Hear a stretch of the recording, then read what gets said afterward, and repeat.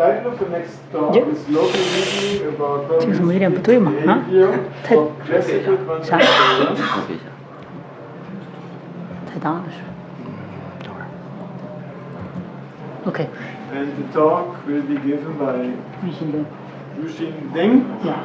And you will tell who are the this is joint work with my colleagues Huiling Ming, Huiling and Yuxin. So we are from East China Normal University. Please go ahead. Thanks. So hello everyone. I'm going to talk about this kind of work about the program logics about quantum classic programs.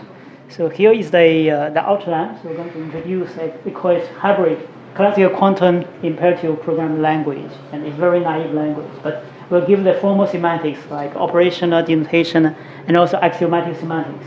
And by axiomatic semantics, we mean Hoare logic. And then we do some case studies about reasoning about the correctness of some quantum algorithms. Here we are using this kind of architecture for quantum computation. Basically, we are dealing with a kind of classic input and output, but at a certain moment, if we have certain tasks which should be delegated to a quantum machine to do to run the program, and then give it to a quantum machine, and then it will do some operations. After it has finished this, and we'll get we'll do some measurement to get the classic input. Okay, get some classic outcomes, and then we continue the operation. Okay. And then for quantum languages, actually there still many already some languages. I mean, there's a book about the formal semantics of quantum programming languages, but this is for pure quantum language. Basically, there's no classic construct. You only have quantum operations. But nowadays, a lot of programming languages like Qiskit, Q#, this kind of languages, they are hybrid. That means that we have both classic and quantum operations.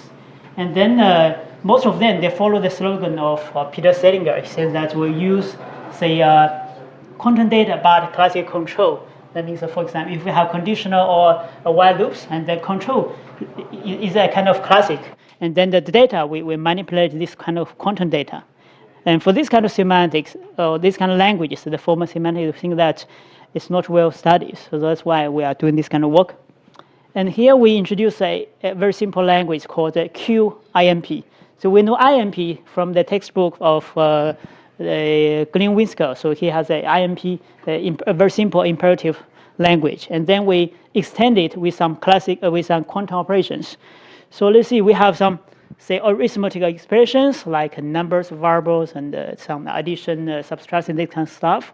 And we have Boolean operations, so constants like and the comparison of arithmetic expressions or negation, conjunction, etc. And then we have commands. So this line we have these classic commands. So skip for assignment, sequential composition, conditional, and while loops. And this is the last line is what we added for this language. So we have this is a initialization of a quantum qubit. So it's initialized to be a K 0. And then we have a unitary operation. So we apply maybe a gate, say, to a certain qubits, say Q bar. And then this one is a measurement. So we measure certain qubits, and then we get some classical outcomes. We'll do some assignment to this X. Okay, this is basically a very simple language. And to define the operational semantics, we're going to introduce something called a configuration. So we have a command, say a C is a command, and then you have a sigma is a classic state, and rho is a density, basically is partial density operator to represent the status of the quantum register. For example, take the very simple statement, say skip. Skip means that you have a start from, say, a classic quantum state, and then it does nothing, basically you get to nil, and then you don't change anything. But if you have so this is a classic assignment, so it only affects the classic state. So we don't change the quantum part. And then for the while loop, we do the unfolding of this while loop. For this is initialization, basically. We don't change the classic part state. And then we only change the quantum register, okay? Basically, this is initialization on the qubit R. So this partial density operator on rho will go from rho to rho prime. And then we have some measurement. Measurement means that from here, we may have some non-deterministic transitions, go to, say, several branches. say we go to one branch, we get to near, and then the classic state, because we may get outcome I, and then we assign it to this variable x, so we update this classic state. And then for the quantum part, so quantum state rule will go to see mi rule, mi DAG, because we do some kind of a transformation on a super operation applied to this quantum register rule. And then unit operation is this one. So it's very simple. And then in order to define the denotation semantics, we introduce a notion of, they call it partial density operator value distribution. So how to understand this? Basically, it's kind of distribution. Instead of the normal, say, probability distribution, so we assign some classical states with the value is called the partial density operator. So it's defined. So the type is like this one. So here, big sigma represents the set of all the classical states. And then for each classical state, I assign it a partial density operator. Basically, for each sigma, we give it a row. And then if you sum up for the traces for each sigma, the row sigma, the trace should not exceed 1. And then we will consider a program or a command as a transformer from a partial density operator value distribution that's called a POVD to another POVD. For example, here, for this kind of classic statement, I start from a pair. So this is classic and classic and quantum state. Basically, we want to update the classic part. We don't change the quantum part. Sequential composition, that's easy, right? So first we do the C0 and then the C1. While this is the Euro approximation of it. The interesting one, for example, this one measurement. So we start from this pair. Then basically we're going to get a distribution. It's called a POVD because what do we get? We get to this one. This one means that for all the possible states, say sigma prime, what's the value we're going to assign it? Basically, you consider all the possible sigma from the original support of this mu. So we do the update. After updated state, if this is sigma prime, and what's the value for it? We sum up all the possible mi rho, mi DAG. And then if we start from a mu, it's a distribution, we're going to get another distribution. Okay, that's the idea. Let's take an example, a very simple example. Here I have a very simple program. So I do initialization of a qubit, Q0, and then apply a Hadamard gate. And then for Q1, I'll do the similar things. And then I measure Q0 and Q1. I get a classical value, say V0 and V1. Then I add up these two values to get V. Okay, so this kind of Hadamard operation, so we take this one into a superposition state, K0, K1, and then what we're going to get? So intuitively, we're going to get a 4 possible cases for the classic state. So for here, so for V0, V1, we may have 4 cases: 0, 0, 0, 1, 1, 0, and 1, 1. And then since we take the sum, so we're going to get, say, 0, 1, 1, 2 for them, and then each will have the equal probability, right? And then for the quantum part, we're going to get different values for the quantum register. So basically here is a kind of distribution, right? Because we have a distribution, we go from a classic state to a quantum partial density operator. And then we're going to introduce what's our whole logic for this one. For this program, basically what we want is to have this kind of property. Say we start from, say, anything can be satisfied, any predicate. And then what we want to have is this one. This is the property we want. Basically it says that we're going to get a kind of distribution state. This one says with probability 1/2, we're going to get V equal to 1. With another half, we're going to say V is different from 1. So this is a kind of distribution formula. Okay.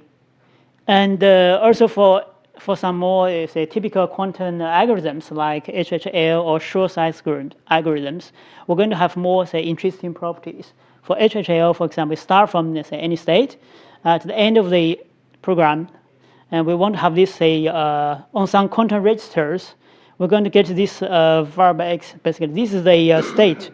Basically, it represents the solution of a linear equations. And for the Shor's algorithm, so we start from a CMP means a composite number n. What we want to get, we're going to get a y. Y is a factor of n, but it's a non-trivial factor because it's not equal to 1 or equal to n. It's a proper factor fit. And then we're going to formally define what's the assertion, because we want to define what kind of formulas are allowed, or predicates are allowed for this kind of Hoare trippers. And we're going to use classical expressions, classical formulas. So we have different sort of things. So classical formulas, and then we also have say, quantum or state formulas. So classical expression basically is what we see in a, say, first order logic. So the classical things. There's no quantum stuff there. But for the quantum expression, we're going to have, say, this one somehow represent that for the quantum raised to q bar is in this state. And this is a tensor product of two stuff. And the state formula means that either it's a classic predicate, or it's a, say, quantum expression, or something like this O dot represents, this is the idea of separation logic. So we're going to somehow, we split a quantum register into two parts, and they are disjoint. And each will satisfy, say, a different predicates. And conjunction negation, that's trivial. And then on top of that, we define, so on top of these state formulas, we define distribution formulas. So we have this kind of formula represents that kind of distribution. So we're going to say a certain distribution somehow can be split into different branches. Each will satisfy this Fi with certain, say, probability Pi. And on this part, so we don't specify exactly what's the probabilities. Somehow we have kind of non-deterministic choices there. And then here is a satisfaction relation. So, so for the if P is a classic predicate, this is easy because it means that the denotation of this one is true. So this is satisfied. And here for this quantum, this is a state formula. This is satisfied somehow intuitively. It means that if I restrict myself, so rho is a quantum register, right? If I restrict this to this Q bar, and then I normalize the state of this, will satisfy this state. Okay, and then in conjunction, this one means that somehow this is clear, right? Because this is satisfied, so this one satisfies this formula. You see that if I restrict this rho into the free quantum variables of F1, and another one is a restriction to that one, these two things, they should be disjoint. So the restricted state, they satisfy this F1 and F2 separately.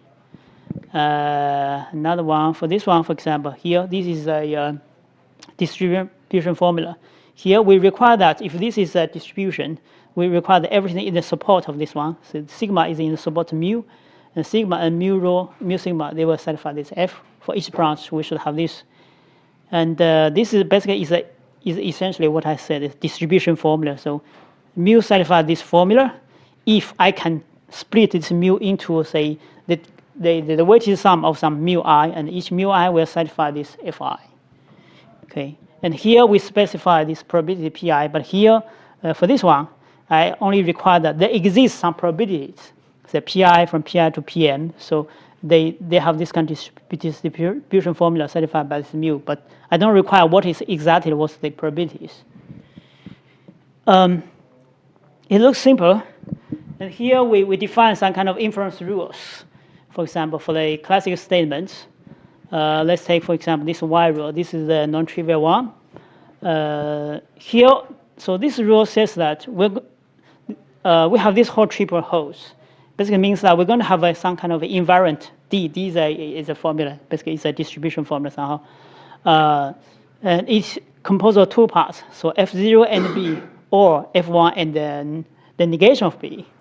And then here, I connect these two things with a kind of somehow non-deterministic choice, because I don't specify what's the probabilities there. And then, so if B holds and F0 holds, and then I do the command C, I will end up with a state which satisfies this D. And then for this part, okay, after the execution of the while loop, so I have F1 and the negation of B. Okay. This one, the following one is a frame rule. So that means if I have F1, C, F2, and this command C does not modify any variables in F3, I will put this as an environment. Okay.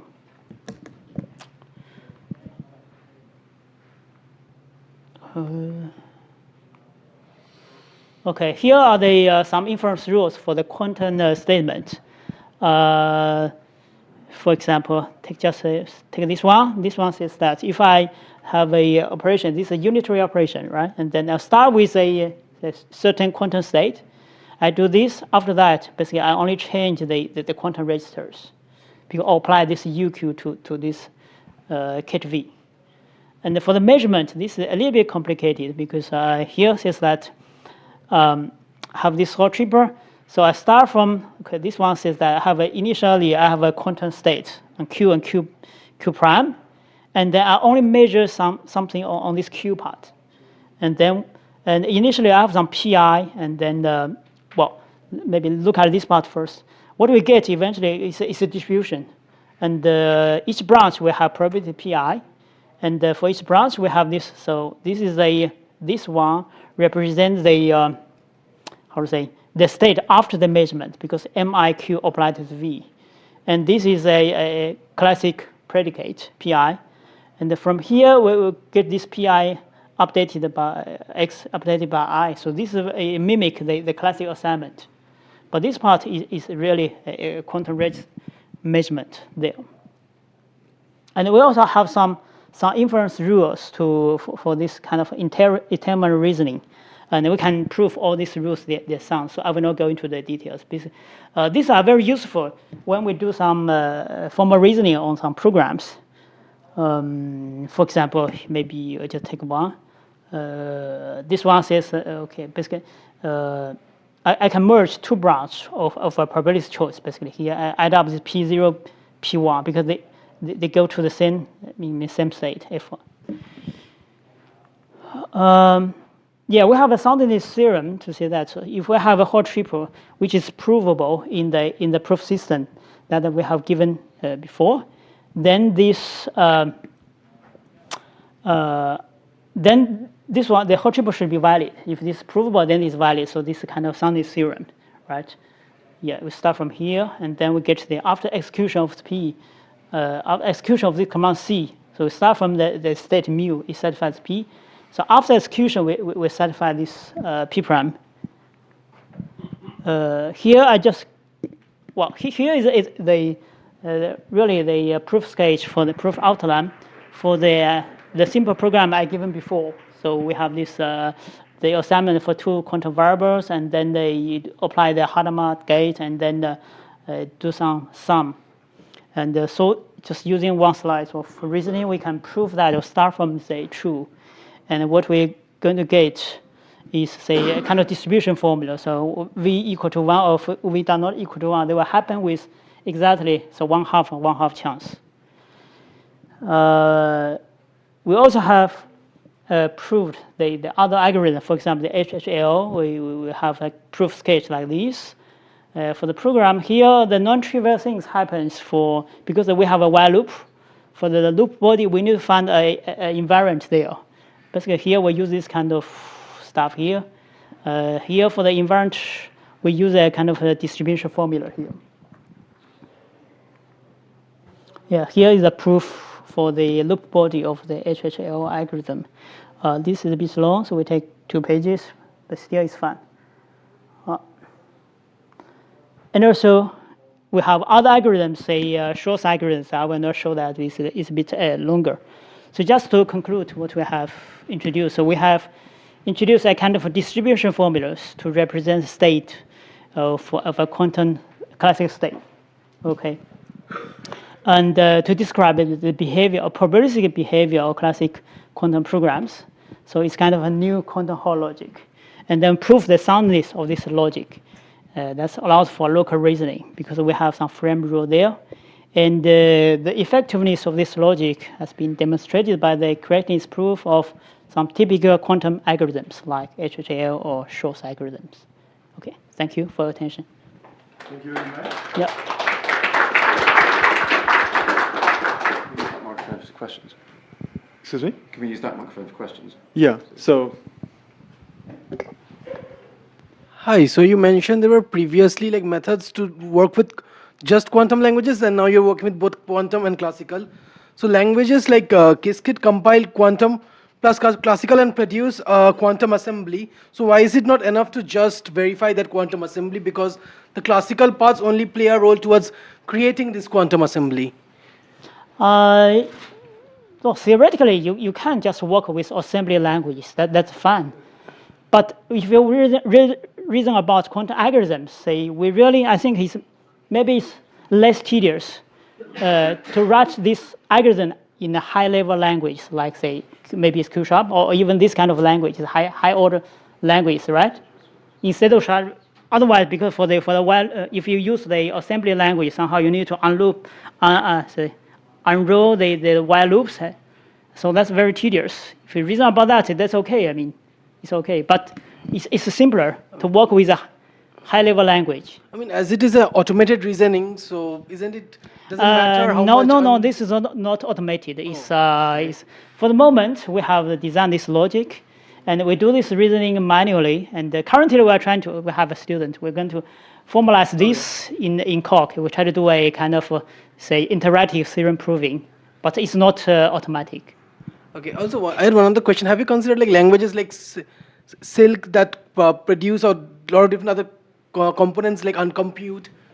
Uncomputed, no. Oh, okay. No.